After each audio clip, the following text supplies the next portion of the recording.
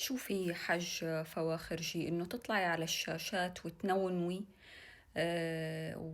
وتتحفينا بشكلك شي، وإنه تطلعي وتحكي عن سيدة مثل مي سكاف شي تاني تماما.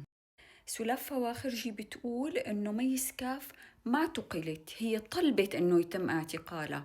إيه صح، معك حق، لأنه طبعا معتقلات الأسد يعني مثل ما شفنا، مثل ما كل العالم شاف، هي أوتيلات 5 نجوم. العالم بتطلب إنه تروح تزور هاي الأوتيلات ال5 نجوم. إن شاء الله عقبال عندك يا سلاف فواخرجي تزوريها هيك وتشرفيها وتنوريها. لكن ما بلومك، مع أنه مي سكاف تم إقصائها عن الدراما السورية. طبعا أنا وإنتي منعرف ليش، وأنا وإنتي وكتار كمان بيعرفوا ليش حضرتك تمت استضافتك بالكثير من الأعمال الدرامية يلي ما بتعتمد أبدا على موهبتك الفذة.